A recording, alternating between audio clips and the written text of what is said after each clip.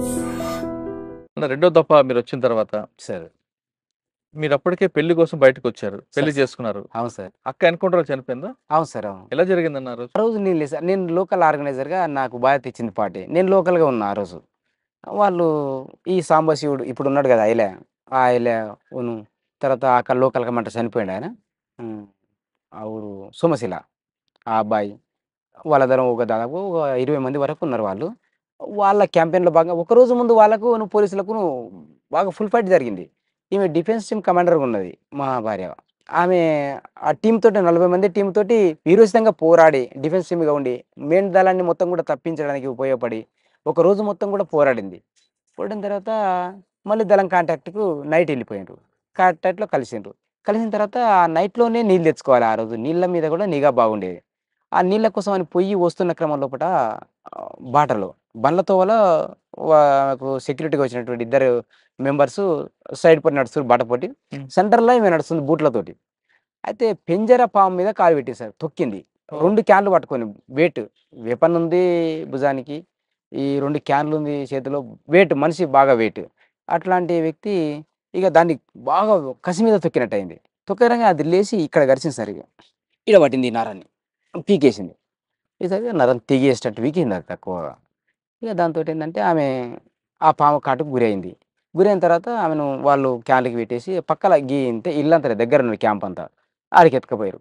ఎత్తుకపోతే ఇట్లా పాము కరిచిందంటే ఇంక వాళ్ళకి తెలిసిన ట్రీట్‌మెంట్ వాళ్ళు చేసిండ్రు. చేసినా కూడా ఆమెకు కళ్ళు బైర్లు కమ్మిపోయినాయి. తెల్లారి. హ్మ్.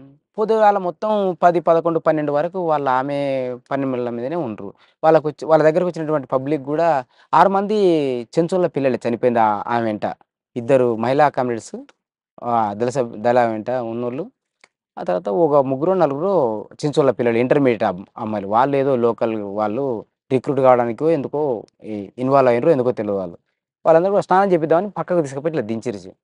ఇట్లనే ఇట్లా చెట్లుంటాయి కదా సార్ అట్లా అడవిలో.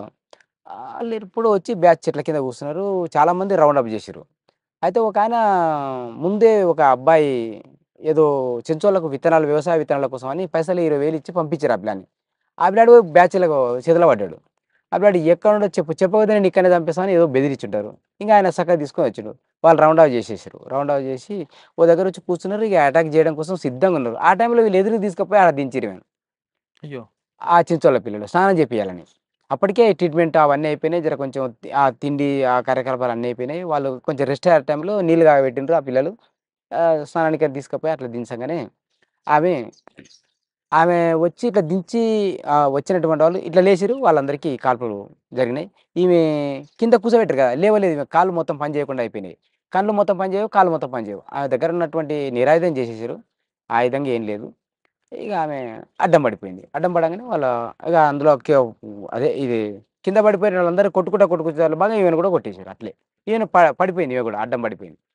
ఈమె మాటలు కూడా చెప్పలేకపోతుంది. అందులో అట్లే పడిపోయింది. లేవనీకి రాదు, ఊరకనీకి రాదు. ఇంగ అట్లా చనిపోయింది సార్ ఆమె. అది రియల్‌గా తెలిసినటువంటి విషయం. అన్న అప్పటికి మీకు పాప ఉంది గదా! సరే ఇంటికాడనే నా 5 నెలల 20 రోజుల పాప. అంటే 6 నెలలకు 10 రోజులు తక్కువున్న పాపని హ్మ్. వదిలేసి ఎళ్ళిపోయింది సార్ వాస్తవికంగా. అయితే నేనేంటిదంటే కొంచెం జర ఎక్కువ ఊహించుకున్నా వాస్తవికంగా. గవర్నమెంట్ నన్ను ఒత్తిడి చేస్తుందని ఊహించుకున్నా గానీ, నన్ను డెవలప్ చేస్తుందని ఊహించుకోలే. అయితే నేనిప్పుడు చైతన్యవంతమై మాట్లాడుతున్న మాట ఇది. ఆ హ్మ్. రోజు మాత్రం నన్నేదో ఒత్తిడి చేస్తున్నారనేటువంటి ఒత్తిడికి లోనైపోయినట్టుగా పాప బాధపడ్డా. అడిగిందా అమ్మేదని? ఆ! నేను 5 నెలల్లో మాటలే రావు సార్ అప్పుడామెకు. తర్వాత తెలిసిందా? తర్వాత తీసుకొచ్చిన మళ్ళీ లీగల్ అవకాశం రాజశేఖర రెడ్డి లీగల్ అవకాశాలు వచ్చినప్పుడు ఆమె నల్లమల దళంలో ఉన్నది కదా సార్! ఎవరు? మా భార్య. ఆ! ఆ నల్లమల దళంలో ఆమె ఉండేది.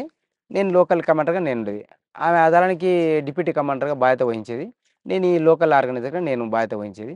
అందులో భాగంగా ఆమె అక్కడ ఉండేది. నేను ఇక్కడ ఉండేది. ఎప్పుడో ఒకసారి ఇట్లా దళాలు కలిసే మూవ్‌మెంట్‌లో మేము కలిసి ఉండేది. మళ్ళీ విడిపోయేది. ఇంతే సార్. ఎక్కువ పోయిన ఒక సంవత్సరం మాత్రమే కలిసి ఉన్నాం పార్టీలో. తర్వాత మొత్తం డివైడ్ అయ్యే బతికినాం హ్మ్. వాస్తవంగా. అన్న ఆమె ఎందుకు తీసుకెళ్లారు మీరు పార్టీలోకి? ఆమె కూడా చైతన్యవంతంగా ఆలోచించింది. ఏది సార్ అంటే చైతన్యవంతం అనాలనా? దాన్ని మూర్ఖత్వం అనాలనా? అది ఇప్పుడు గూడా నేనేమర్థం చేసుకుంటున్నా అంటే, ఆ రోజు నేను చెప్పాను సార్ వాస్తవంగా నేనేం చెప్పానంటే, 5 నెలల పాప గదా! నేను ఇంకొక అయితే అంతకుముందు ఈ రామన్న సాంబశివుడు సుక్కాపల్లి సాంబశివుడు ఈ లోకల్ ఆర్గనైజర్‌గా పనిచేస్తుంటే వాళ్ళ భార్య ఈయన దగ్గరకొచ్చిపోయేది. హుహు. రామన్న ఆహ్, భార్య? ఆ! ఈల ఆయన భార్య ఏందంటే రామన్న ఇక్కడ కమాండర్ ఉండే గదా! ఆ! ఆమెను రిసీవ్ చేసుకొని మేమే తీసుకుపోయేది. ఇక్కడ కొల్లాపూర్ నుంచి ఇక్కడ కల్వకుర్తి. ఇప్పుడు మీరొచ్చారు కదా సార్ మొన్న సుద్దకల్ రూట్ హ్మ్. నుంచి. హ్మ్. ఆ రూట్‌లో లెక్కలేని సార్లు తోలుకపోయింది నేను రామన్న దగ్గరికి అంటే మేము ఒకటే దళంలో ఉన్నాం కాబట్టి రామన్నతో నేను కాంటాక్ట్ నన్ను తోలిచ్చేది వాళ్ళ దగ్గరికి. తీసుకొచ్చి దళంలో కలుపుకునేది. అలాంటి అనుభవం ఉంది. అరె! నేను మళ్ళొస్తా ఈ పిల్లని విడిచిపెట్టి నువ్వు రావద్దమ్మా ఇట్లా సంగతి. నేను వస్తా ఖచ్చితంగా అంటే నువ్వు పోతే నాకు దొరకవు అనే ఉద్దేశంలో కొంచెం ఫీల్ అయ్యాను సార్ అట్లా. అంటే భార్యాభర్త అవినాభావ సంబంధంలో భాగంగా ఆమె ఆలోచించింది. నేనేందంటే మళ్ళీ తిరిగి వస్తా పార్టీ ఊహలలో నేనుండి హ్మ్. కరెక్ట్‌గా నేను చెప్పేదాన్ని పట్టించుకోకుండా నేను ఉండను. జనార్దనే మాట్లాడిండు. ఎంత మాట్లాడినా కూడా వినలే ఇగ. పోయిన రోజు జనార్దనే ఉన్నాడు. కాదక్కా నేను దోలుకొస్తా నాది బాధ్యత నీకెందుకు అది అంటే ఆ పార్టీ నిర్ణయాలు, పార్టీ యొక్క అజమాయిషీ ఇవన్నీ తెలవవు ఆమెకు. అసలు ఓనమాలు కూడా తెలవదు సార్ ఆమెకు పార్టీకి ఆ రోజు. అయ్యో! ఆ! అలాంటి వ్యక్తి ఇగ అదే ఇప్పుడు ఏదో భార్యాభర్త అనేటువంటి అవినాభావ సంబంధంతోని మాత్రమే వెంట వచ్చింది సార్ ఇగ. అన్న అక్క చనిపోయింది కదా! Yes sir. చనిపోయిన తర్వాత ఆ కోపంతో మీరేం చేశారా? లేదు సార్. నేను ఇంతవరకు గూడా అలాంటి యాక్టివిటీస్‌లో లేను. అయితే నాకు ఆర్గనైజేషన్ ఫీల్డ్‌లో ఉన్నటువంటిది. అయితే ఆర్గనైజేషన్ ఫీల్డ్ కాబట్టి నేనేదో ఉల్టా ఆలోచిస్తా అనేటువంటి ఆలోచన కాదు వాస్తవికంగా.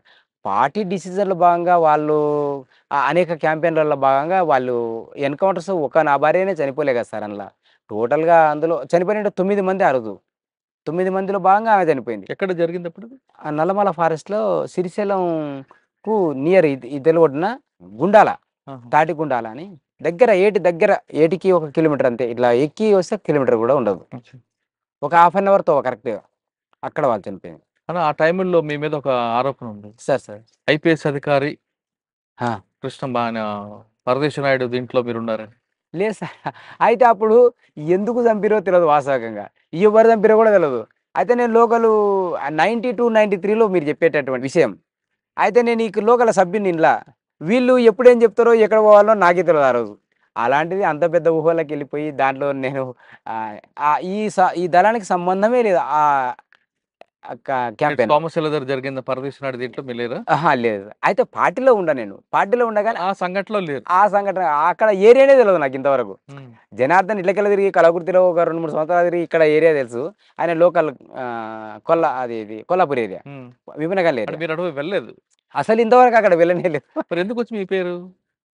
ఇక ప్రచారంలో భాగంగా నన్ను ప్రాపగండ చేసిర్రేమో సార్. అయితే నేను వాస్తవికంగా నేను ఊహించనిదేందంటే, జిల్లా వ్యాప్తంగా నా పోస్టర్ ఏసారు సార్. ఇది ఎక్కడ నాకు కనిపించినా ఇట్లా పట్టేయాలని. ఈయన మీద ఇంత 20,000 రివార్డ్ నా మీద ఆ రోజు వాళ్ళు ఇచ్చినటువంటి గవర్నమెంట్ ఇచ్చిన ఆప్షన్. హ్మ్. ఆ 20,000 రివార్డ్ పేరు మీద పెట్టి నా ఫోటో మొత్తం జిల్లా వ్యాప్తంగా ఏసిర్రు. ఒక్కరి దగ్గర కాదు. హ్మ్. వాస్తవం సార్. అది అయితే నేను సభ్యుడిగా పనిచేసేటప్పుడు, నేను ఆర్గనైజర్‌గా పనిచేసేటప్పుడు, ఈ ఐలయ్య అనేట ఉన్నాడు కదా! ఎవరు సాంబశివుడు. హ్మ్. సాంబశివుని ఫోటో, మళ్ళా ఈ రమాకాంత్ ఉన్నాడు కదా! ఈ లోకల్ ఆ రమాకాంత్ ఫోటో, నా ఫోటో కలిపి ఒకటే పోస్టర్ మీద అంటించేసిర్రు చాలా ఊర్లల్ల. హుహు. వీళ్ళకెందుకు కలుపుతుర్రు నాయన వీళ్ళ ఆయన జిల్లా కమిటీ మెంబరు. ఎవరు రమాకాంత్. ఈయన జిల్లా రాష్ట్ర కమిటీ మెంబరు. తర్వాత వాళ్ళ మధ్యలో నన్నెందుకు పెడుతుర్రబ్బా! నాకే ఊహించనటువంటి సంఘటన. ఆ! అది సార్. కానీ మీరు పరదేశి నాయుడు దీంట్లో లేరు. లేను సార్. లేను. ఓకే. లేను.